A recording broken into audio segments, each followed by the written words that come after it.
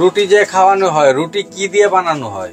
হ্যাঁ, রুটি বানাতে কি আপনি গমের আটা দিয়ে কোনো এইসব রুটি হয় না। রুটি বানাতে হলে আপনাকে বাজরা লাগবে, মাইলো লাগবে, মানে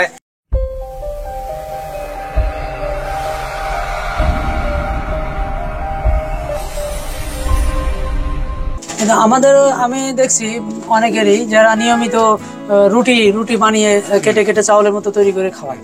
এটা খাওয়ালে কত, রুটি খাওয়া মানে তো মেদ জমে যাওয়া, এটা তো তার না না না না। রুটি যে খাওয়ানো হয়, রুটি কি দিয়ে বানানো হয়? হ্যাঁ, রুটি বানাতে কি আপনি গমের আটা দিয়ে কোনো এইসব রুটি হয় না। রুটি বানাতে হলে আপনাকে বাজরা লাগবে, মাইলো লাগবে, মানে 10 থেকে 12টা আইটেম লাগবে। ওইগুলি বাড়িতে ভালো করে ধুয়ে মেলে নিয়ে আটা বানিয়ে এনে তারপর রুটি বানাতে হবে। আর মানুষ এখন কি হচ্ছে, ইউটিউব দেখে আরে ওই দাদা রুটি কেটে কেটে দিচ্ছে, আমার ঘরে রুটি তৈরি হচ্ছে, আমিও রুটি খাওয়াচ্ছি, পায়রা উঠছে না। আর এই রুটি বানাতে হলে যে আটাটা দরকার, এই আটাটা তো আগে জানতে হবে, শিখতে হবে যে ওই রুটি, এটা কেউই কাউকে বিনা পয়সায় শেখায়নি। আমিও যখন শিখেছি আমাকেও বিনা পয়সায় শেখায়নি। হ্যাঁ, পয়সার বিনিময়ে শিখেছি আমি। হ্যাঁ, এই রুটি বানাতে 10টা থেকে 12টা আইটেম লাগে, কি না লাগে। রাগি থেকে আরম্ভ করে মাইলু থেকে আরম্ভ করে সবগুলিকে আমি তো মনে করি যে গমের আটা দিয়ে রুটি বানায় এইগুলি, এই যে তাহলে উস্তাদদের একটা গোপন গোপন জিনিস আজকে আমি জানতে পারলাম। হ্যাঁ, মানে এই 10-12টা আইটেম দিয়ে নামটা বলে ফেলেন না, এইগুলি তো এরকম ভাবে বলা যাবে না দাদা। হ্যাঁ, কারণ এটা আস্তে আস্তে হ্যাঁ, তো বললাম তো, মাইলো, বাজরা, রাগি, হ্যাঁ, কুসুম দানা, পার্সেন্টেজ আছে। এগুলি তো আর মানে সবাইকে বলে দিলে তো সবাই আমার সমান হয়ে যাবে। ঠিক আছে, আপনারা এসছেন এত দূর, যেটা আমি মানে আশা করিনি যে করিম ভাই, পলাশ ভাই ওদের মতো লোক আমার গরিবের বাড়িতে আসবে এত দূর ইন্ডিয়াতে। তো খুব আনন্দ লাগলো।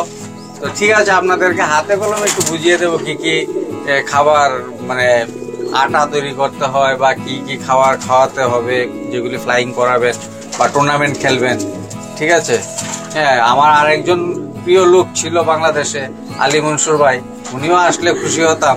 হ্যাঁ, আরো আরেকটা ছোট ভাই আছে খুলনাতে, সাজিব। ওকে আমি যদি কখনো বাংলাদেশ আসি, আমি ওদের সাথে অবশ্যই দেখা করব। হ্যাঁ, তো জানি না আপনারা আপনাদের মধ্যে তো সুন্দর কেস করে মানে পায়রা পোষার এখনো আমার হয়নি, কারণ আমার এখানে বিল্ডিং এর কনস্ট্রাকশন আরো বাকি আছে। ওইটা কমপ্লিট হলে পরে আপনারা যেরকম কেজের মধ্যে ব্রিডিং করান, ওই সিস্টেমে আমি করব। কারণ আমার এখানে অনেক ভালো ভালো ব্রিড আছে, যেমন 35। হ্যাঁ, 35, এই যে 35-এর 2 রকম চোখ হয়। একটা হচ্ছে একদম কালো চোখ, আর একটা হচ্ছে সিলভার চোখ। যেটা সিলভার চোখ হয় সেটা হচ্ছে অরিজিনাল 35 এবং খুব ভালো কোয়ালিটি। এটা হচ্ছে সিলভার চোখ। ঠিক আছে। আমার এখানে মাদ্রাস কবুতর আছে, যেটা ইন্ডিয়ার মধ্যে এক সময় বেস্ট ছিল, যে আরশাদ ব্লাড লাইন। এটা আরশাদ ব্লাড লাইনের একটা কবুতর। এখন ইন্ডিয়ার মধ্যে বেস্ট হচ্ছে আকাশ পকরির কবুতর, যেটা নাকি এক পেয়ার 1 লাখ টাকার নিচে কোনো পায়রেই হয় না। হ্যাঁ, যেটা অটোমেটিক্যালি 12 ঘন্টা ফ্লাই করে। হ্যাঁ, এই একটা মাদ্রাস, এটা একটা অ্যাক্সিডেন্টের টোটটা পড়ে গেছে। এটা আরশাদ ব্লাড লাইন, যেটা বিগত 5-7 বছর ইন্ডিয়াকে কাঁপিয়ে রেখেছে যে ফ্লাইং এ। ঠিক আছে, এরকম ভাবে ফ্লাইং বলতে এই পায়রা আপনার নর্মালি 3 থেকে 3.5 ঘন্টা বা 4 ঘন্টা ম্যাক্সিমাম ওড়ে। যখন আপনি ট্রিটমেন্ট করাবেন, যখন আপনি ট্রিটমেন্ট করাবেন, এই পায়রা আপনি আকাশ থেকে নামাতে পারবেন না। 10 ঘন্টা 12 ঘন্টা চলে যাবে। আপনি তখন আপনার ঠাকুর বা আমি হিন্দু, আমার ঠাকুর ঘরে যাবো আর আসবো।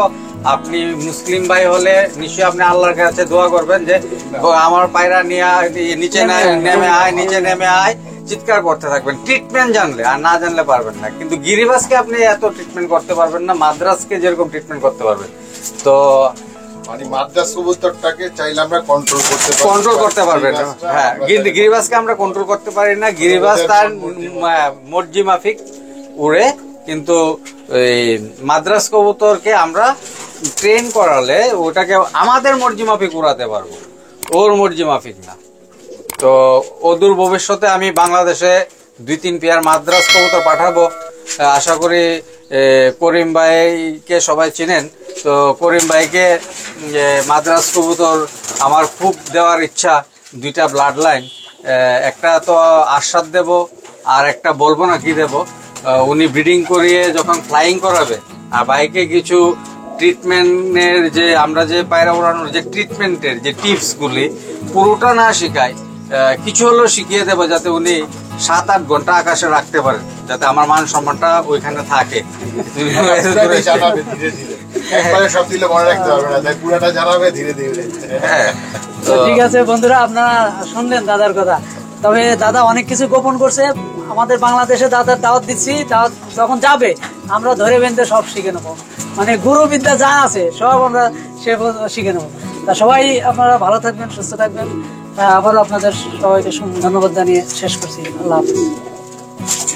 দাদা, আমাদের বাংলাদেশ পালকদের উদ্দেশ্যে কিছু বলার আছে? সবাইকে বলবো যে সবাই মানে আসুন ইন্ডিয়াতে, এসে দেখুন।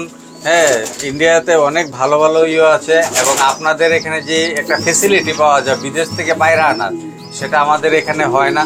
তো আমার খুব ইচ্ছা এর মধ্যে একবার আপনাদের বাংলাদেশে আসবো 2-3 দিনের জন্য পায়রা দেখার জন্য, কয়েকজনের বাড়িতে। হ্যাঁ, তো সবাই ভালো থাকবেন, সুস্থ থাকবেন, এটাই চাই। অনেক ধন্যবাদ দাদা।